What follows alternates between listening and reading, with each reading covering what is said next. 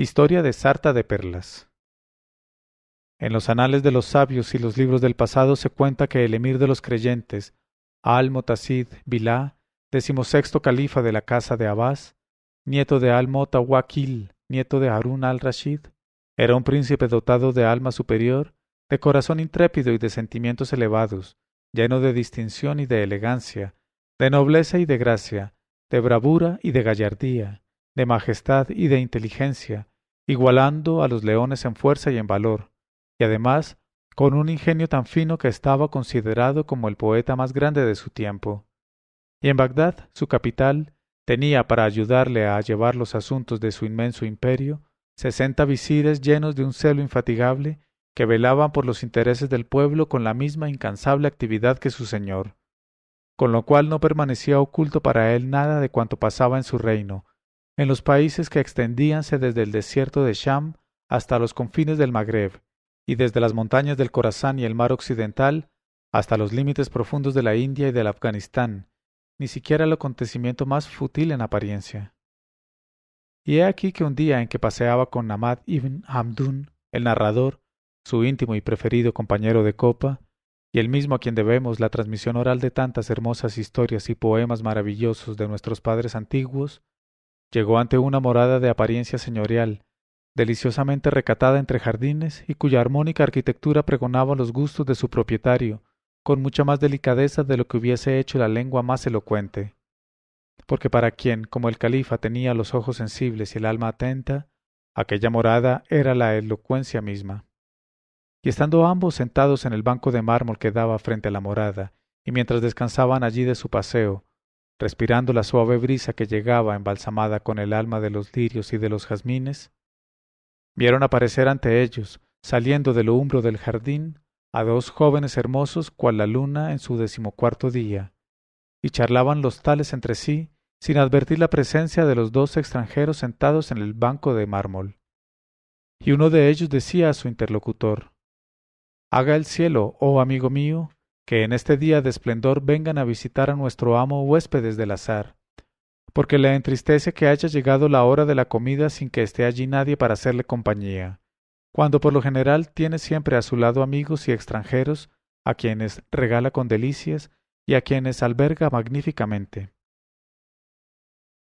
Y contestó el otro joven: «Cierto que es la primera vez que sucede semejante cosa, y se encuentra solo nuestro amo en la sala de los festines.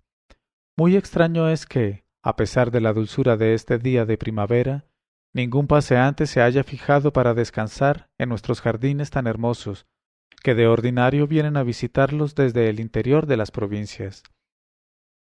Al oír estas palabras de los dos jóvenes, Al-Mutasid quedó extremadamente asombrado de saber que no sólo existía en su capital un señor de alto rango, cuya morada le era desconocida, sino que aquel señor llevaba una vida tan singular y no le gustaba la soledad en las comidas.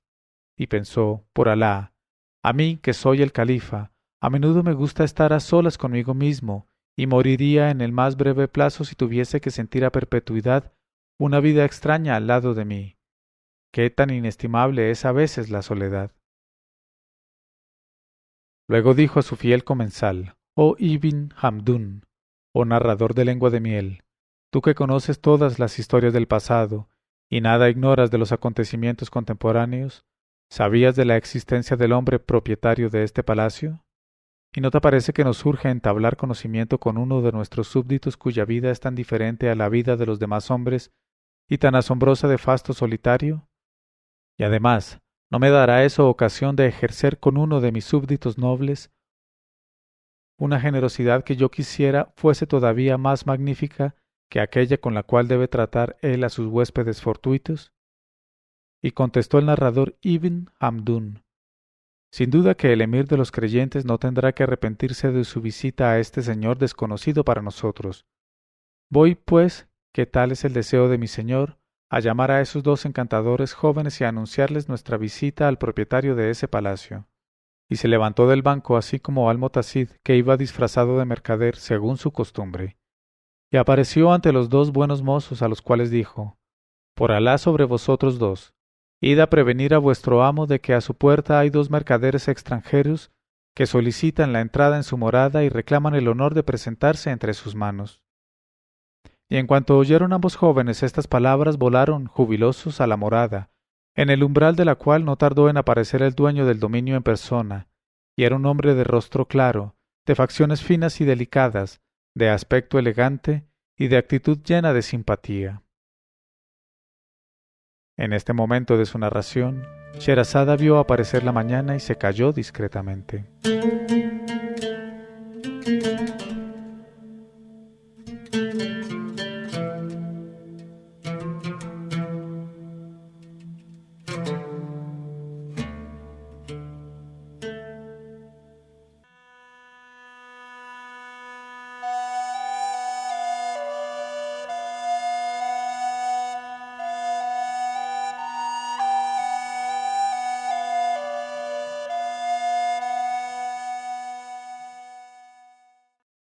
Y cuando llegó la 85ª noche, ella dijo: Y era un hombre de rostro claro, de facciones finas y delicadas, de aspecto elegante y de actitud llena de simpatía, e iba vestido con una túnica de seda de Nishabur, llevaba a los hombros un manto de terciopelo con franjas de oro, y en un dedo ostentaba un anillo de rubíes, y se adelantó hacia ellos con una sonrisa de bienvenida en los labios, y llevándose la mano izquierda al corazón les dijo: La salema y la cordialidad para los señores benévolos que nos favorecen con el favor supremo de su llegada.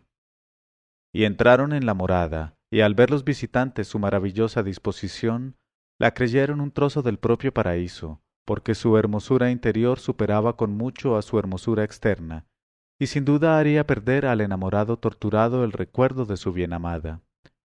Y en la pila de alabastro de la sala de reunión, donde cantaba un surtidor de diamante, mirábase un jardinillo que era una delicia de frescura y un encanto, porque aunque el jardín grande circundaba la morada con todas las flores y todas las frondas que adornan la tierra de Alá, y aunque por su esplendor era una locura de vegetación, el jardinillo era una cordura indudablemente. Y las plantas que lo componían eran 4 flores, sí, sólo eran 4 flores en verdad, pero como no las habían contemplado ojos humanos más que en los primeros días de la tierra. La primera flor era una rosa inclinada sobre el tallo, y sola en absoluto, no la de los rosales, sino la rosa original, cuya hermana había florecido en el Edén antes de la bajada furiosa del ángel. Y era una llama de oro rojo encendida por sí misma, un fuego de alegría avivado desde dentro, una aurora magnífica, vivaz, encarnadina, aterciopelada, fresca, virginal, inmaculada, deslumbradora. Y contenía en su corola la púrpura necesaria para la túnica de un rey. En cuanto a su olor, hacía entreabrirse en un latido los abanicos del corazón y decía al alma: embriágate, y prestaba alas al cuerpo diciéndole: vuela.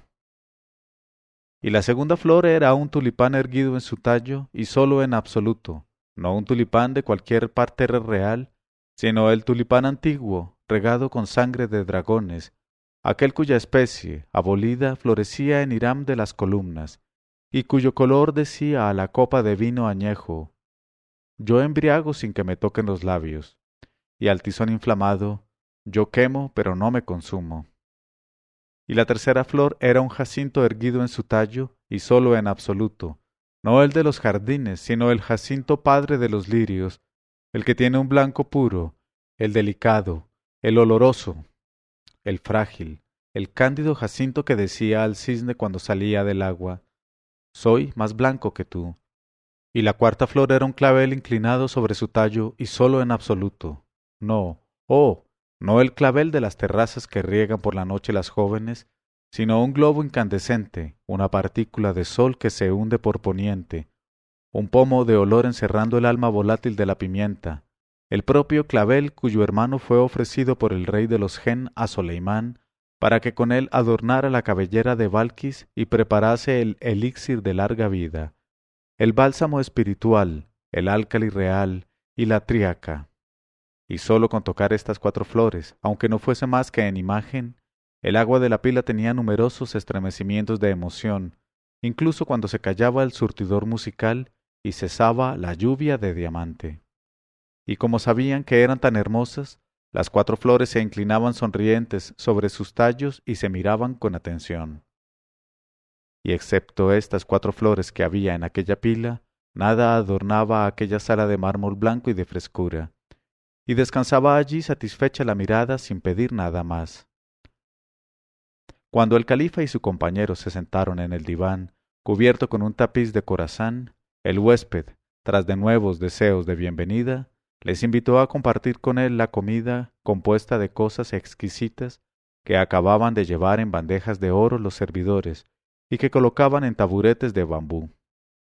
Y la comida se celebró con la cordialidad de que usan los amigos para con sus amigos, y se animó con la entrada que, a una señal del huésped, hicieron 4 jóvenes de rostro de luna, que eran la primera una tañedora de laúd, la segunda una tañedora de címbalos, la tercera una cantarina y la cuarta una danzarina. Y en tanto que con la música, el canto y la gracia de los movimientos completaban entre las 4 la armonía de aquella sala, y encantaban el aire, el huésped y sus 2 invitados probaban los vinos en las copas y se endulzaban con las frutas cogidas en rama, tan hermosas, que sólo podrían proceder de árboles del paraíso. Y el narrador Ibn Hamdún, aunque estaba habituado a que le tratase suntuosamente su señor, se sintió con el alma tan exaltada por los vinos generosos y por tantas lindezas reunidas, que se volvió hacia el califa con ojos inspirados y con la copa en la mano recitó un poema que acababa de surgir en él al recuerdo de un joven amigo que poseía. Y dijo con su hermosa voz rítmica: «Oh tú, cuya mejilla está modelada en la rosa silvestre y moldeada como la de un ídolo de la China. Oh jovenzuelo de ojos de azabache, de formas de hurí, abandona tus posturas perezosas, cíñete los riñones y haz reír en la copa este vino color de tulipán nuevo. Porque hay horas para la prudencia y otras para la locura. Échame de este vino hoy, pues ya sabes que me gusta la sangre extraída de la garganta de los barriles cuando es pura como tu corazón. Y no me digas que este licor es pérfido. ¿Qué importa la embriaguez a quien nació ebrio? Hoy mis anhelos son complicados al igual de tus bucles. Y no me digas que para los poetas es funesto el vino, porque mientras sea, como hoy, azul la túnica del cielo y verde el traje de la tierra, querré beber hasta morir. A fin de que los jóvenes de rostro hermoso que vayan a visitar mi tumba, al respirar el olor del vino victorioso de la tierra que exhalarán mis cenizas, se sientan ebrios ya por el solo efecto de este olor. Y acabando de improvisar este poema, el narrador levantó los ojos hacia el califa para sorprender en su rostro el efecto producido por los versos. Pero en vez de la satisfacción que esperaba ver, notó tal expresión de contrariedad y de cólera reconcentrada, que dejó escapar de su mano la copa llena de vino, y tembló con toda el alma, y se habría creído perdido sin remisión, si no hubiese notado también que el califa no parecía haber oído los versos recitados, y si no le hubiese visto con los ojos extraviados y como distraídos en la solución de un problema insondable. Y se dijo: «Por Alá, que hace un instante tenía el rostro satisfecho, y hele aquí ahora negro de contrariedad, y tan tempestuoso como no lo he visto nunca. Y sin embargo, por más que estoy acostumbrado a leer sus pensamientos, en la expresión de sus facciones, y a adivinar sus sentimientos, no sé a qué atribuir esta mudanza súbita. Alá aleje el maligno y nos preserve de sus maleficios». Y mientras él se torturaba de tal suerte el espíritu para llegar a penetrar el motivo de aquella cólera, el califa lanzó de pronto a su huésped una mirada cargada de desconfianza y contrariando todas las reglas de la hospitalidad, y a despecho de la costumbre que exige que jamás el huésped y el invitado se pregunten sus nombres y cualidades, preguntó al dueño del dominio con voz que intentaba reprimir: «¿Quién eres, oh hombre?». El huésped, que al oír esta pregunta había cambiado de color y se sintió en extremo mortificado, no quiso, empero, negarse a contestar y dijo: Me llaman generalmente Abul Hassan Ali ben Ahmad al-Khorasani. Y añadió el califa, ¿y sabes quién soy? Y contestó el huésped, más pálido aún, no, por Alá, que no tengo ese honor, oh mi señor. Entonces, advirtiendo cuán penosa se hacía la situación, Ibn Hamdún se levantó y dijo al joven, oh huésped nuestro, estás en presencia del emir de los creyentes, el califa al-Motasid Billah, nieto de al-Motawaki al-Alá. Al oír estas palabras, el dueño del dominio se levantó a su vez en el límite de la emoción y besó la tierra. Oh emir de los creyentes, por las virtudes de tus generosos antecesores, los beneméritos, te conjuro a que perdones a tu esclavo los errores en que sin duda alguna, por inadvertencia, haya podido incurrir para con tu augusta persona, o la falta de cortesía de que haya podido hacerse reo, o la falta de consideraciones, o la falta de generosidad. Y contestó el califa, oh hombre, no tengo que reprocharte ninguna falta de ese género. Por el contrario, has dado prueba conmigo de una generosidad que te envidiarían los más munificentes entre los reyes. Y si te he interrogado, por lo visto fue porque una causa muy grande me impulsó a ello de pronto, cuando yo no pensaba más que en darte las gracias por todo lo que de hermoso había visto en tu casa. Y dijo el huésped azorado, oh mi señor soberano, por favor, no hagas pesar tu cólera sobre tu esclavo sin haberle convencido de su crimen antes. Y dijo el califa, al primer golpe de vista he notado, oh hombre, que en tu casa todo, desde los muebles hasta las mismas ropas que sobre ti llevas, ostenta el nombre de mi abuelo al-Motawaki al-Alá. ¿Puedes explicarme circunstancia tan extraña? ¿Y no debo pensar en algún saqueo clandestino del palacio de mis santos abuelos? Habla sin reticencias o te espera la muerte al instante. Y en lugar de turbarse, el huésped recobró su aire afable y su sonrisa, y con su voz más apacible dijo, sean contigo las gracias y la protección del Todopoderoso, oh mi señor. Ciertamente hablaré sin reticencias, pues la verdad es tu ropa interior, la sinceridad tu traje exterior, y en tu presencia nadie podría expresarse de otro modo. En este momento de su narración, Sherazada vio aparecer la mañana y se calló discretamente.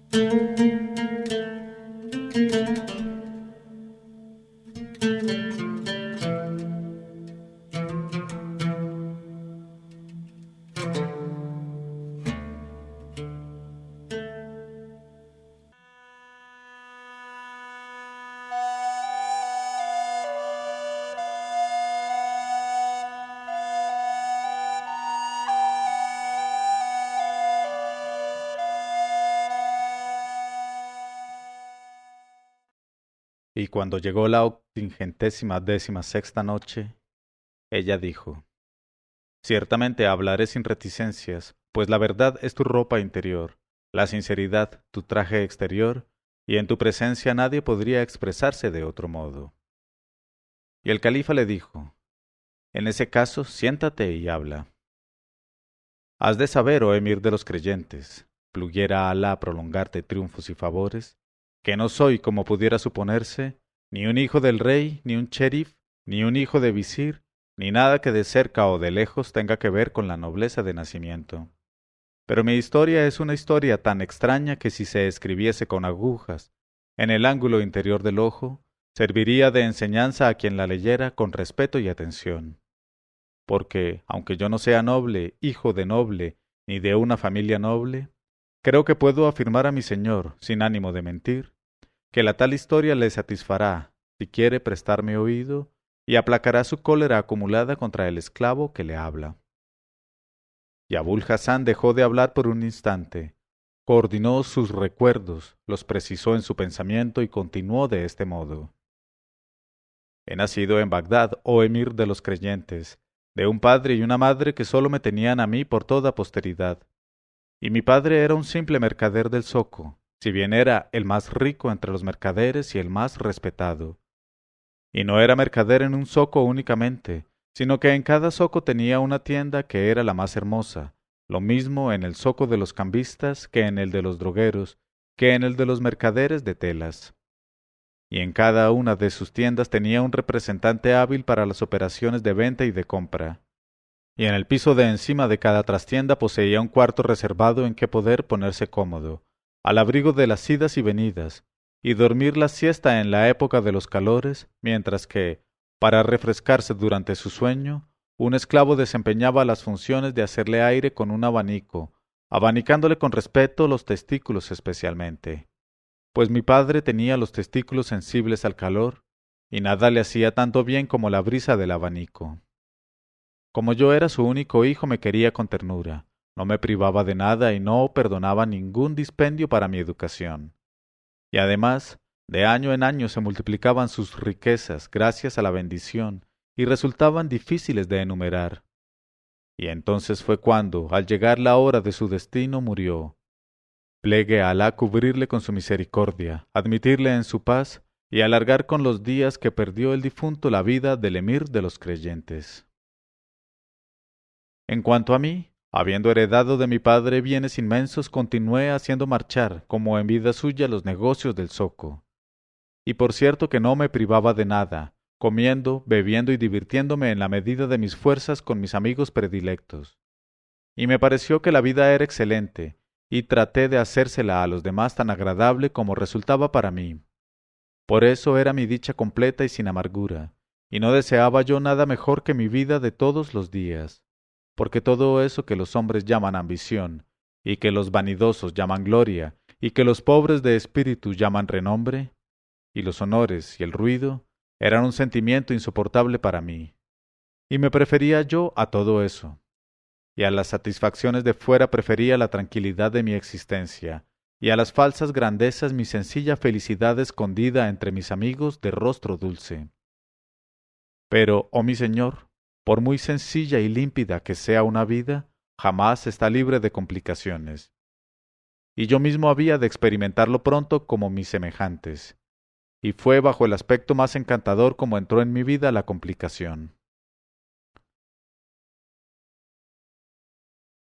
Pues Alá, hay en la tierra encanto comparable al de la belleza cuando, para manifestarse, elige el rostro y las formas de una adolescente de 14 años. Y hay, oh mi Señor, adolescente más seductora que la que no se espera, cuando, para abrazarnos el corazón, tiene el rostro y las formas de una jovenzuela de 14 años. Porque bajo ese aspecto, y no bajo otro, fue como se me apareció, oh emir de los creyentes, la que para siempre había de sellarme la razón con el sello de su imperio.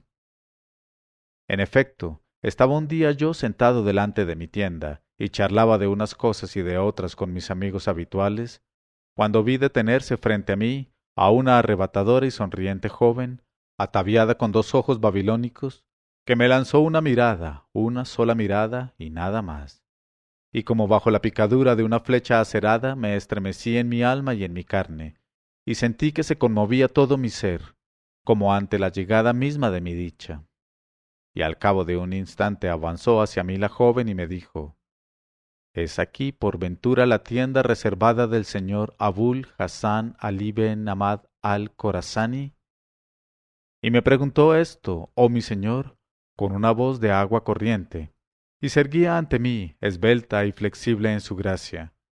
Y bajo el velo de muselina, su boca de virgen niña era una corola de púrpura abriéndose sobre 2 húmedas hileras de granizos. Y contesté, levantándome en honor suyo, sí, oh mi señora, esta es la tienda de tu esclavo. Y mis amigos, por discreción, se levantaron todos y se marcharon. Entonces la joven entró en la tienda, oh emir de los creyentes, arrastrando mi razón tras su hermosura. Y se sentó en el diván como una reina y me preguntó, ¿y dónde está él? Muy azorado, y trabándoseme de emoción la lengua, contesté, soy yo mismo, ya Seti. Y sonrió ella con la sonrisa de su boca y me dijo, di entonces a ese dependiente tuyo que me cuente 300 dinares de oro. Y al instante me encaré con mi primer contable y le di orden de pesar 300 dinares y entregárselos a aquella dama sobrenatural. Y tomó ella el saco de oro que le entregaba a mi empleado, Y levantándose se marchó, sin tener una palabra de agradecimiento ni un gesto de despedida. Y en verdad, oh emir de los creyentes, que mi razón no pudo hacer otra cosa que continuar tras ella atada a sus pies. Y he aquí que, cuando la hermosa joven hubo desaparecido, mi dependiente me dijo respetuosamente: Oh mi señor, ¿a nombre de quién debo inscribir la suma adelantada? Yo contesté: Ah, ¿lo sé yo acaso? ¿Y desde cuándo inscriben los humanos en sus libros de cuentas los nombres de las huríes? Si quieres, escribe: Adelantada la suma de 300 dinares a la abrasadora de corazones. Cuando mi primer contable oyó estas palabras, se dijo: Por Alá, mi amo, que de ordinario es tan mirado, no obra conmigo de un modo tan inconsecuente más que para poner a prueba mi sagacidad y mi deber. Voy, pues, a echar a correr detrás de la desconocida y a preguntarle su nombre. Y sin consultarme sobre el particular salió de la tienda, lleno de celo, y echó a correr en pos de la joven que ya se había perdido de vista.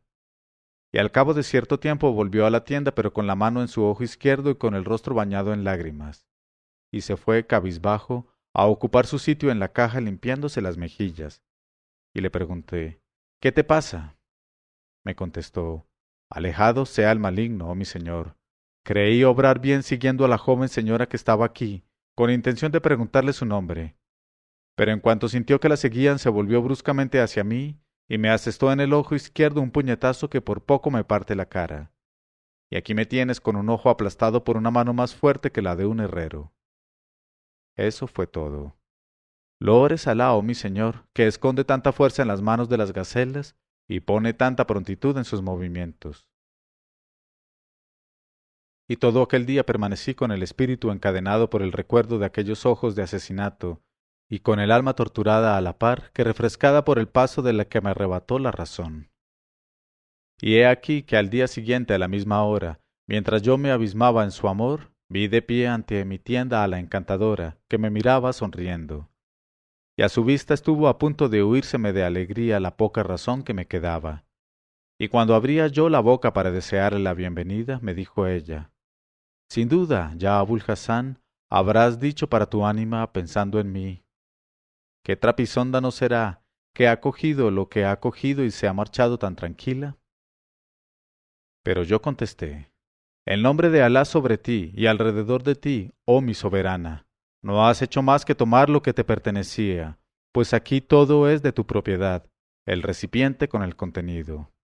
En cuanto a tu esclavo, su alma ya no es de él desde que viniste, y está comprendida en el lote de objetos sin valor de esta tienda. Y al oír aquello, la joven se levantó el velillo del rostro y se inclinó como una rosa en el tallo de un lirio, y se sentó riendo, con un ruido de brazaletes y de sedas, y entró con ella en la tienda el olor balsámico de todos los jardines.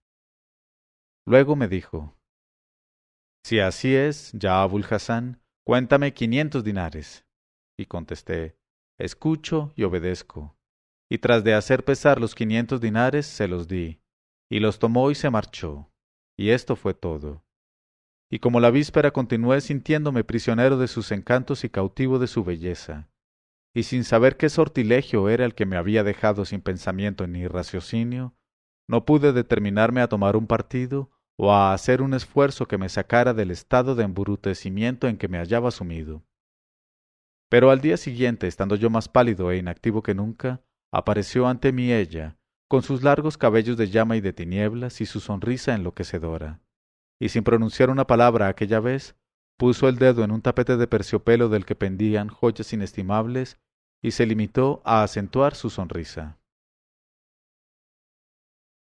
En este momento de su narración, Sherazada vio aparecer la mañana y se calló discretamente.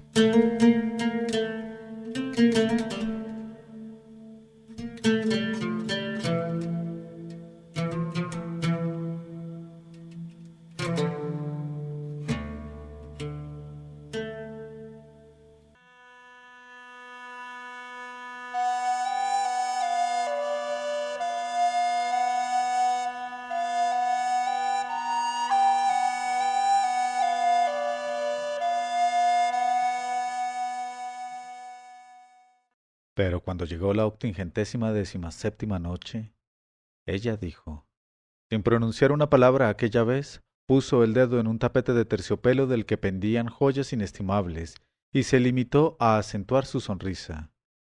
Y al instante, oh emir de los creyentes, aparté el tapete de terciopelo, lo doblé con todo lo que contenía y se lo entregué a la hechicera, que lo cogió y se marchó sin más ni más.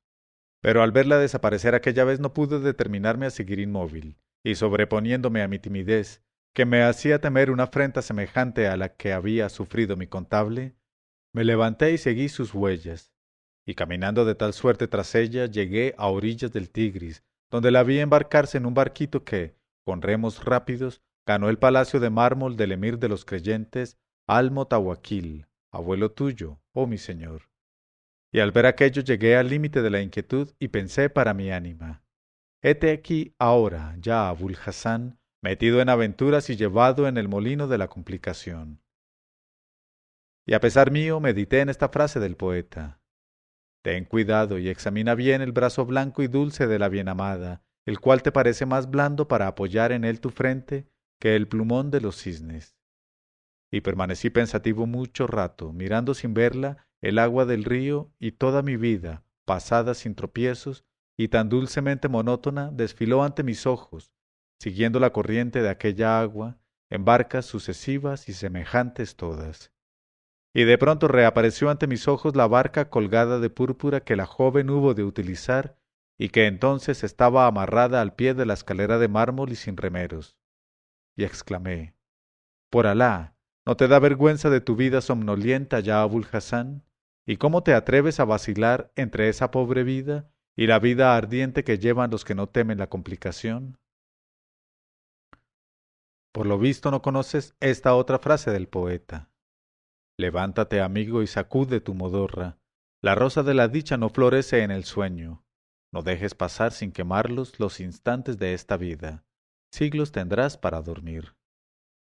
Y reconfortado con estos versos y con el recuerdo de la emocionante joven, entonces, que ya sabía dónde habitaba, resolví no perdonar nada para llegar hasta ella. Y alimentando este proyecto, fui a casa y entré en el aposento de mi madre, que me quería con toda su ternura, y sin ocultarle nada le conté lo que acaecía en mi vida. Y mi madre, asustada, me estrechó contra su corazón y me dijo, Alá te resguarde, oh hijo mío, y preserve tu alma de la complicación. Ah, hijo mío Abul Hassan, único lazo que me une a la vida, ¿en dónde vas a comprometer tu reposo y el mío? Si esa joven habita en el palacio del emir de los creyentes, ¿cómo te obstinas en querer encontrártela de nuevo? ¿No ves el abismo a que corres al atreverte a dirigirte, aunque no sea más que con el pensamiento, a la morada de nuestro señor el califa? Oh hijo mío, por los 9 meses durante los cuales incubé tu vida, te suplico que abandones el proyecto de volver a ver a esa desconocida, y no dejes que en tu corazón se imprima una pasión funesta. Y contesté procurando tranquilizarla. Oh madre mía, apacigua tu alma cara y refresca tus ojos. No sucederá nada que no debe suceder. Y lo que está escrito ha de ocurrir. Y Alá es el más grande. Y al día siguiente, que había ido yo a mi tienda del Zoco de los Joyeros, recibí la visita del representante mío que estaba al frente de los negocios de mi tienda del Zoco de los Drogueros. Y era un hombre de edad, en quien mi difunto padre tenía una confianza ilimitada y a quien consultaba todos los asuntos difíciles o complicados. Y después de las alemas y deseos de rigor me dijo, ya, Sidi, ¿a qué obedece esa mudanza que veo en tu fisonomía, y esa palidez y ese aire preocupado? Alá nos preserve de malos negocios y de clientes de mala fe. Pero sea cual sea la desgracia que haya podido sobrevenirte, no es irremediable, puesto que estás con buena salud. Y le dije, no, por Alá, oh venerable tío, que no tengo malos negocios ni soy víctima de la mala fe de otro. Pero mi vida ha cambiado por completo de rumbo y ha entrado en mí la complicación al pasar una jovenzuela de 14 años. Y le conté lo que me había sucedido sin olvidar un detalle, y le describí, como si se encontrase allí ella, a la arrebatadora de mi corazón. y tras de haber reflexionado un momento me dijo el venerable jeique: ciertamente el asunto es complicado, pero no está por encima de la experiencia de tu viejo esclavo, oh mi señor. En efecto, entre mis conocimientos tengo a un hombre que se aloja en el propio palacio del califa al-Mutawakkil, pues se trata del sastre de los funcionarios y de los eunucos. Por tanto, voy a presentarte a él, y le encargarás algún trabajo, remunerándoselo espléndidamente, y te será él de gran utilidad entonces. Y sin tardanza me condujo al palacio y entró conmigo a ver al sastre, que nos recibió con afabilidad, y para inaugurar mis pedidos de ropa le enseñé uno de mis bolsillos que en el camino había tenido cuidado de descoser, y le rogué que me lo recosiera con urgencia. Y el sastre lo hizo de buen grado, y para remunerar su trabajo le deslicé en la mano 10 dinares de oro, excusándome por lo poco que era, y prometiéndole indemnizarle espléndidamente al segundo pedido. Y el sastre no supo qué pensar de mi manera de conducirme, pero mirándome con estupefacción me dijo: oh mi señor, vistes como un mercader y estás lejos de tener sus modales. Por lo general, un mercader repara en gastos y no saca un dracma sin estar seguro de ganar 10. Y tú, por una labor insignificante, me das el precio de un traje de emir. Luego añadió: sólo los enamorados son tan magníficos. Por Alá sobre ti, oh mi señor, ¿acaso estás enamorado? Yo contesté, bajando los ojos: ¿cómo no estarlo después de haber visto lo que he visto? Él me preguntó: ¿y quién es el objeto de tus tormentos? ¿Es un cervatillo o una gacela? Yo contesté: una gacela. Él me dijo: está bien, aquí me tienes dispuesto, oh mi señor, a servirte de guía, si su morada es este palacio, ya que se trata de una gacela, y aquí se encuentran las más hermosas variedades de esa especie. Yo dije: sí, aquí es donde habita. Él dijo: ¿y cuál es su nombre? Yo dije: solo Alá le conoce y tú mismo, quizá. Él dijo: descríbemela entonces. Y se la describí lo mejor que pude, y exclamó él: por Alá, que es Nuestra Señora sarta de perlas, la tañedora del laúd del emir de los creyentes al-Mutawakkil Alá la. Y añadió: he aquí precisamente a su pequeño eunuco que se dirige hacia nosotros. No dejes escapar la ocasión de sobornarle, oh mi señor, para que te sirva de introductor ante su señora sarta de perlas. Y efectivamente, oh emir de los creyentes, vi entrar en el taller del sastre a un esclavito blanco tan hermoso como la luna del mes de Ramadán. Y después de saludarnos con amabilidad, dijo al sastre, indicándole una pequeña túnica de brocato: ¿cuánto cuesta esta túnica de brocato, oh jeique Alí? Precisamente tengo necesidad de ella para acompañar a mi ama sarta de perlas. Y al punto descolgué yo la túnica del sitio en que estaba y se la entregué diciendo: está pagada y te pertenece. El niño me miró sonriendo de soslayo igual que su ama, y me dijo cogiéndome de la mano y llevándome aparte: sin duda alguna eres Abul Hassan Ali ben Ahmad al-Khorasaní. Y en el límite del asombro, al ver yo tanta sagacidad en un niño, y al oír que me llamaba por mi nombre, le puse en el dedo un anillo de precio que hube de quitarme y contesté: verdad dices, oh encantador jovenzuelo, pero ¿quién te ha revelado mi nombre? Él dijo: por Alá, ¿cómo no he de saberlo cuando mi ama lo pronuncia tantas veces al día delante de mí todo el tiempo que lleva enamorada de Abul Hassan Ali, el magnífico señor? Por los méritos del profeta, con él las gracias y las bendiciones, que si estás tan enamorado de mi ama como ella lo está de ti, me encontrarás dispuesto a secundarte para llegar hasta ella. Entonces, oh emir de los creyentes, juré al niño, con los juramentos más sagrados, que estaba perdidamente enamorado de su señora y que sin duda moriría como no la viera enseguida. En este momento de su narración, Sherazada vio aparecer la mañana y se calló discretamente.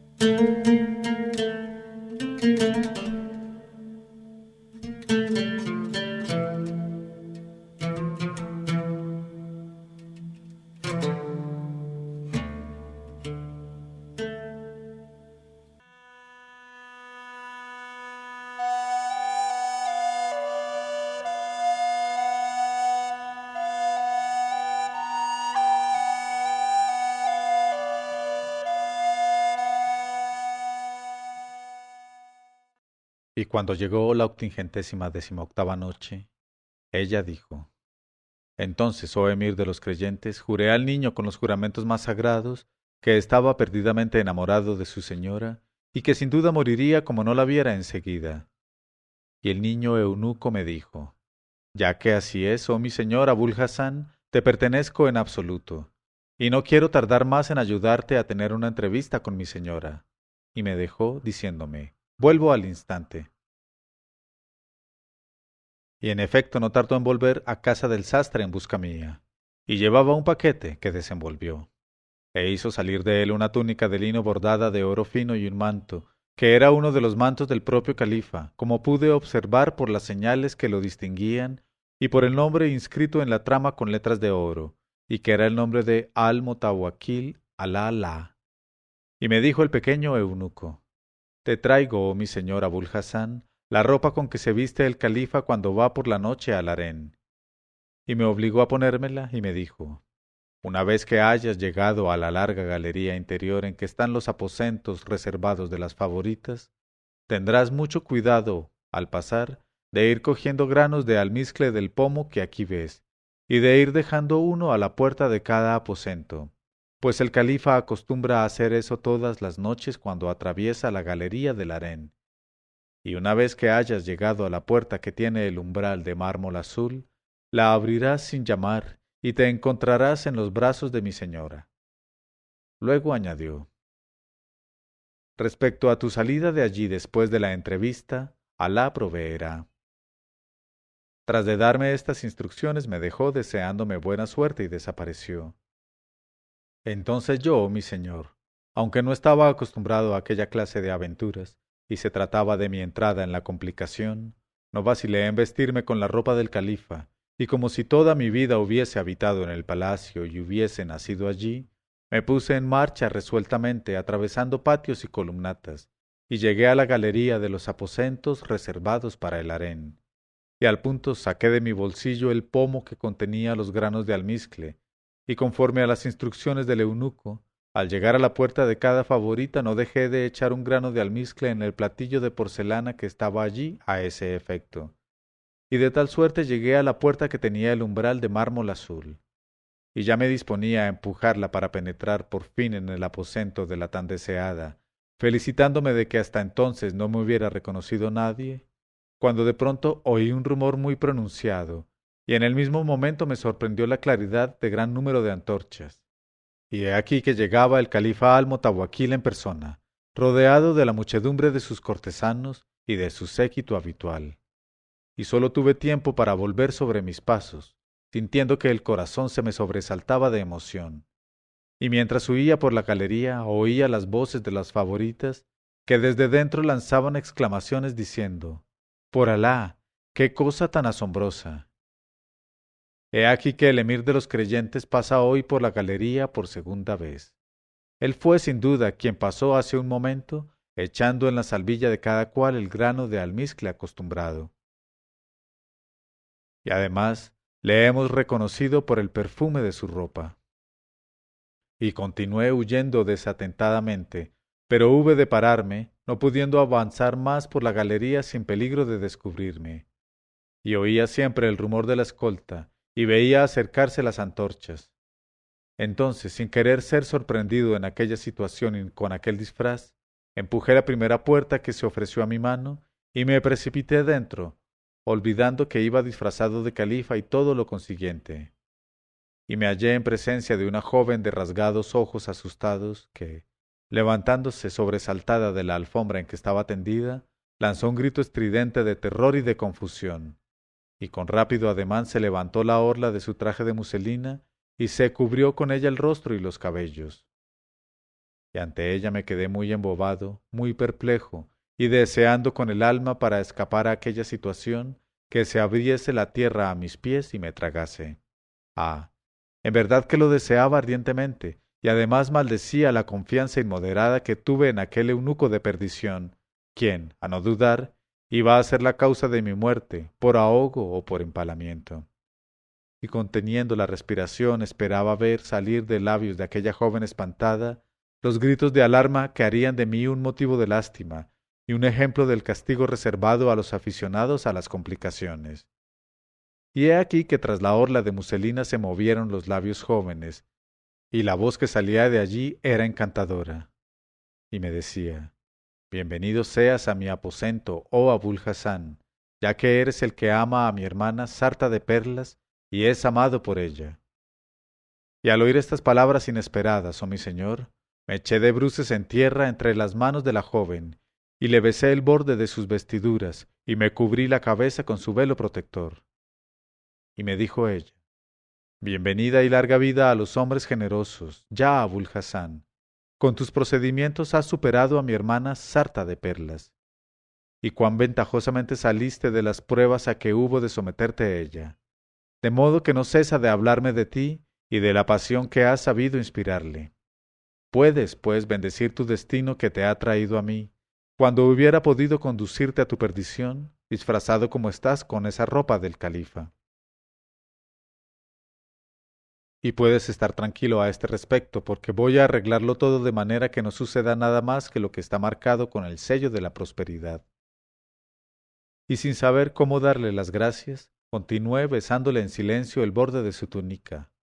Y añadió ella: Solamente, ya Abul Hasán, quisiera antes de intervenir en interés tuyo estar bien segura de tus intenciones con respecto a mi hermana, porque no conviene que haya equívocos acerca del particular.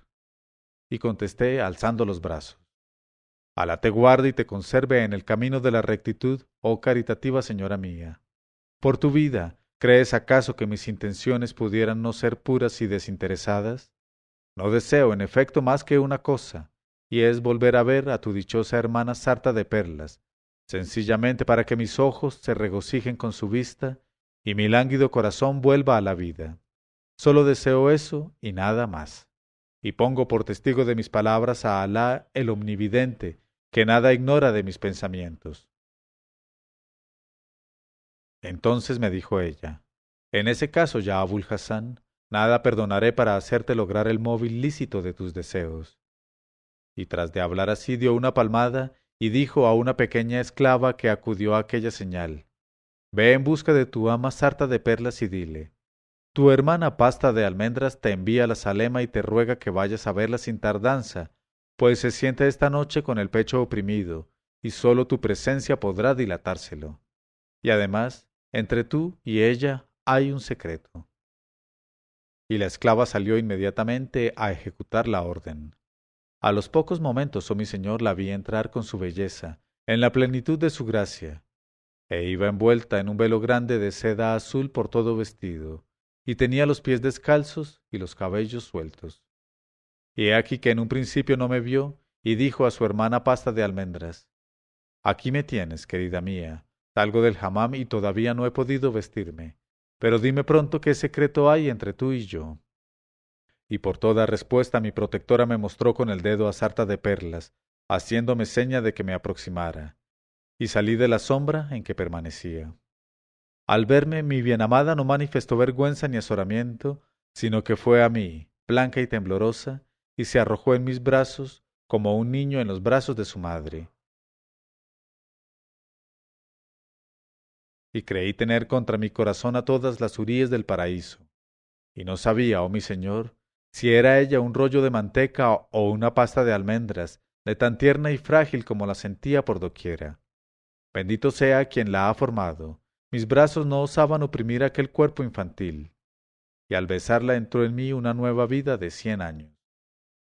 Y así permanecimos enlazados no sé cuánto tiempo, pues creo que debí caer en el éxtasis o en algo parecido. En este momento de su narración, Sherazada vio aparecer la mañana y se calló discretamente.